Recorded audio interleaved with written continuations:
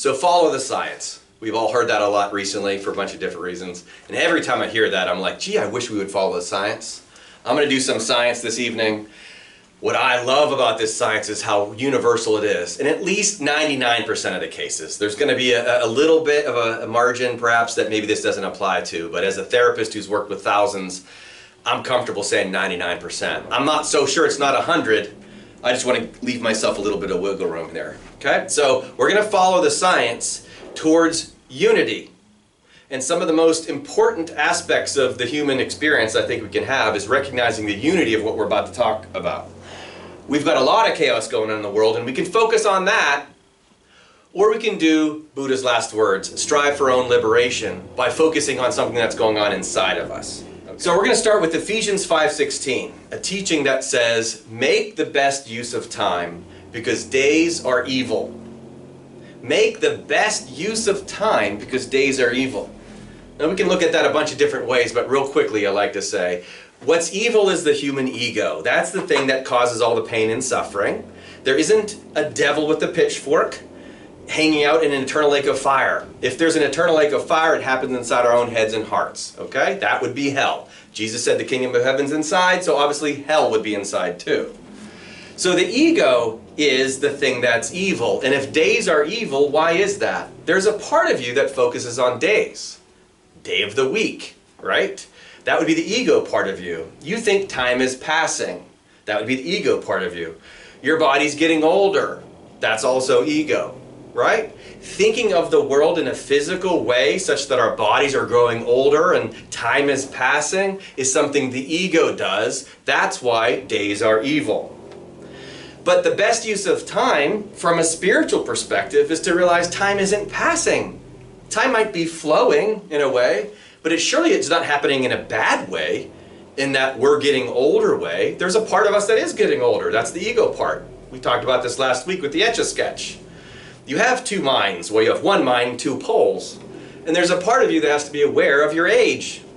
But there's another part of you, make the best use of time, that is the spiritual part of you. And that's not growing older at all. And that's very useful to know. Takes a lot of pressure off too. We're not growing older spiritually.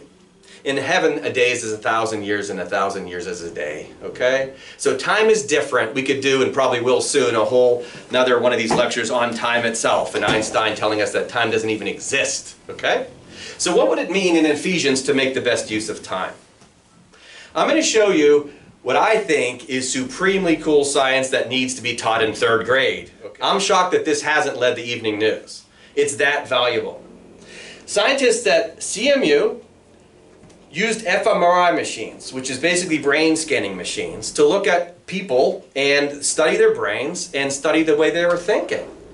And you could go find this. 60 Minutes has done 2 episodes on it now, looking at the nature of the brain and how it works. And they found some shockingly fascinating things that are 100% backing up what the idea of unity is. Now I'm looking at all of you in this room, and I can see where all of your right hands are. Right? Is it interesting that I can tell where your right hand is? Am I somehow brilliant because I know? No, everybody's right hand is in the same spot, right? At least 99% of us. Your left ear, look at that. I knew right where it was. How about scientists at CMU have been able to figure out that our thoughts are in the same spot? Not our brains. Our actual thoughts are in the same spot, like your left nostril and mine. They looked at very specifically a wide array of things, and they found that the idea of a hammer, this is a brain, a cross-section of a brain, these little dots are neurons. And that the idea of a hammer is located in a specific spot in your brain, and it's in the same spot as my brain. My right hand's here, your right hand's there. The idea of a hammer is there, it's the same spot in my brain. They did it with something like an igloo, or my living room. If you've been in my living room, you have a neural set that lights up, that identifies that as Steve's living room. These neurons, these thoughts are in the same spot in everyone's brain. Addition, functions of mathematics, and subtraction, multiplication, are in the same spot in people's brains. They can study someone's brain and tell whether or not they're trying to add a number or subtract a number, based upon the way the brain lights up. So they can scan your brain and say, he's trying to add. Because my brain lights up the exact same way. If I say raise your right hand, you do it. Guess what? Not a difficult prediction. They could scan your brain and say he's thinking of adding a hammer plus an igloo. Whatever that means. And so we know this is the way the brain works. We all have the same basic brain setup. The most recent 60 Minutes piece talked about how they can tell if a brain is being gossipy or if it's being spiritual, based upon studying a bunch of different people, the experiences they're having, what they're reporting, and then the lighting of the brain as it lights up when neurons fire. So hammer, same spot. Left hand, same spot. Igloo, same spot. Left eyeball, same spot. Spiritual thinking, same spot. Now, what does this mean? We all basically have the same brain. Now, how can we look at this using very simple, a kid's toy, explain this to third graders in a way that would make sense to them, and also explain relativity and Hebb's law, okay? The nature of the world using Einstein's science, in which Einstein said we're all living in a universe in which we each have a different relationship with it. And he calls it time dilation and length contraction. We have a universe that actually changes the time in its shape based upon each individual observer. That's fairly mind-blowing. Relativity is a big deal. Well, let me show you something else that's relative. Rubik's Cubes are relative to what you do with them. We're living in a world where we all have the same basic brain. All your thoughts are the same spot as it is in my brain.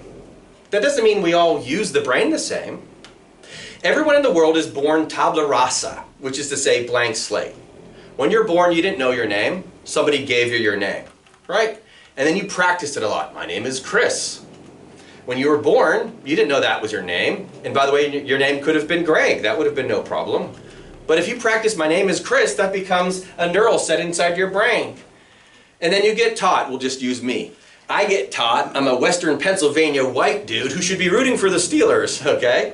And you practice something enough, next thing you know, you start identifying with that. That becomes a label. I'm a white guy, I'm from Western Pennsylvania, I should root for the Steelers, okay? Well, now I've taken a Rubik's Cube and I've started to turn it, okay? I've now changed the shape of my brain, so to speak. It's a little bit different than, say, Chris, who might have got taught something else. Maybe he's born in New England and he's a Patriots fan. Or maybe he's a black girl, right? And his Rubik's Cube then starts to get changed. Remember, it starts out the same, but then it gets messed up. Now, any of you can do Rubik's Cubes? Wouldn't you be impressed if I could do this, mess it up, and figure it out, right? I haven't learned that trick yet. But here I am with a messed up Rubik's Cube, okay? We take the same basic brain, and it gets messed up, for lack of a better word. It gets sent in a bunch of different directions. Some people never hear of what an igloo is. Other people don't learn how to work with a hammer. Most people haven't been in my living room. They have a neuron for Jennifer Aniston, okay? If you know who Jennifer Aniston is, you can Google this, Jennifer Aniston neuron. If you know who Jennifer Aniston is, a neuron will light up in your brain for Jennifer Aniston. What if you don't know who Jennifer Aniston is? Well, they show you a picture and that neuron doesn't light up. There's a neuron in your head for me, and there's one in my head for you. And if I've not met you yet, of course it's not lighting up. But once it lights up, because I've met you, now we have a memory there, okay? So, what if you never get taught right? Buddha calls this conditioned ignorance. What if you get taught wrong? What do we in America teach what's so wrong? We teach that popularity is good, and that to get popular you have to have other people respect you and like you, as if that's some sort of means to happiness. It's not at all. Prophets come along and they don't mention any of that kind of stuff. You barely see the word friends anywhere. Jesus never once mentioned likes on Facebook as being important. Okay? These aren't important things. We're all given the same basic brain, and yet we can focus on different things. If we all had the same iPhone, with the same software from the beginning, you give me your phone in a year, am I going to see different things on your phone? Different text, different images you've downloaded? Of course, different music. We're all given the same basic hardware to begin with inside our brains, but then we explore it different. We then add software to it, and we can change a bunch of different things. Now our brain wires differently. This is called Hebb's law. Neurons that fire together wire together. If we practice this enough, we develop something called an identity. My name is Steve, white American male, go Steelers, right? That doesn't mean it's true. It's just how I've messed up my Rubik's Cube. Now everybody was given one of these. It's our brains, and they get messed up at some point. This is the game that we're in, the deep sleep we've all fallen into, because we've all got separated from the true self. The spiritual self that came into this place in the first place to have an experience of separation is to get a brain in which we get wired a little bit screwy, we get lost, and then what? Seek and you will find. See, if I gave all of you, or say 8 billion of these out, and I said, mess yours up, how many people's Rubik's Cube after you messed them up would be the same? Like no one. They say there's something like 330 quadrillion different variations of this. I mean, it's even bigger than that. There's so many more variations to the Rubik's Cube than there are people in the world. And if I made everybody do this for 20 years, what's the likelihood that anybody would have the exact same configuration? I'm sure there's a few. Okay? But the vast majority of us get our Rubik's Cube brains messed up in a certain type of way. And we all end up having all these identities and these labels, and then after a while we say, well, this is me. This is who I am. And this is what's happened to me, and these are my labels, and I'm white, and I'm black, and I'm tall, and I'm short, or you're left and you're right, and you go on with the labels and the identities. And guess what? Every one of us is messed up differently. And yet, what are we supposed to do with this? The goal, this would be the point where it'd be really cool if I could put it back together. There! That's why I have 2 of them. Okay. See, I put it all back together again. The goal, striving for your own liberation with diligence, is to somehow restore it into this state. See, you have a brain, when Jesus says approach a heaven as a child, he's talking about dropping all the labels, right? Dropping all these identities, dropping all this idea of you're different than me. What is it we're supposed to be doing? Purifying our brains, releasing stuff, letting it go. Islam means to surrender. Muslim means one who has surrendered. It doesn't mean to physical world forces.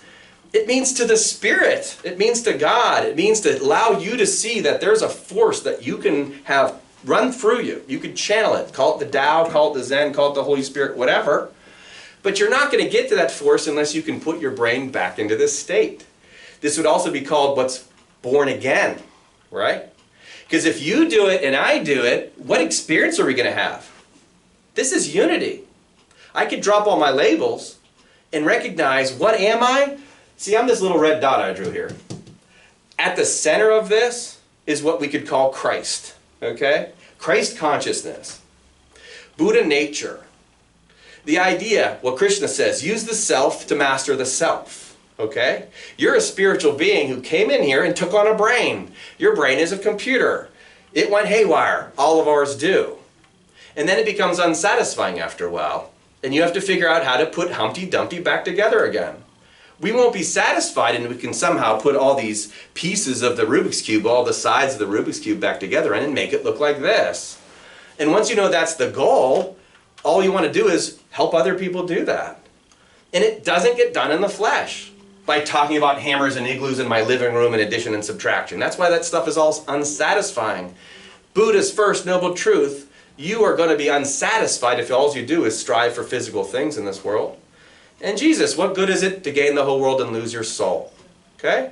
Well, you get your soul back by putting your brain back in this state. This doesn't mean you forget things. It's not that at all. And this is just a metaphor for unity.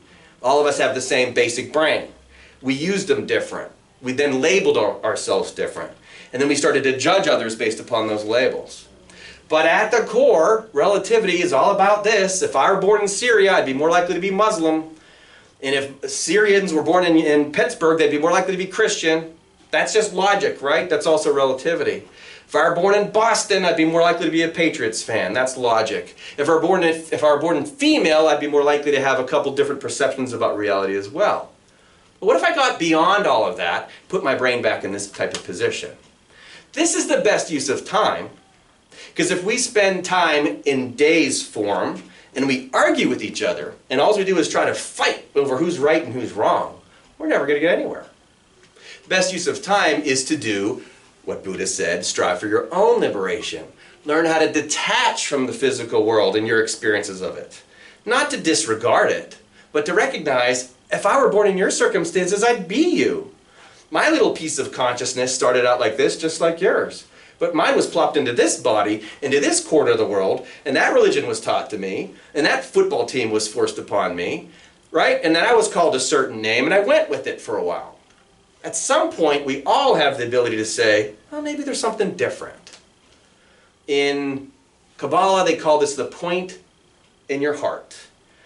When you get to a point where you'd like to restore your brain to this condition, you have a chance that that spot gets activated, and now the journey begins. Now we're spiritual beings. We're striving for the unity. We're dropping the labels. We're more interested in being righteous than being right. Those who are righteous find the kingdom of heaven, says Jesus. Those who are right, well, they might get elected president, but what good is it to gain the whole world and lose your soul? Our job is to get our brains back into this configuration, the one of unity. We work on dropping the labels, seeing the light in each other. Namaste, right? The light in me honors the light in you. We're all Christ. We're all the light. We're all the Buddha. All of us are working on this together, but we have to be willing to do this, to get our brain back into that configuration.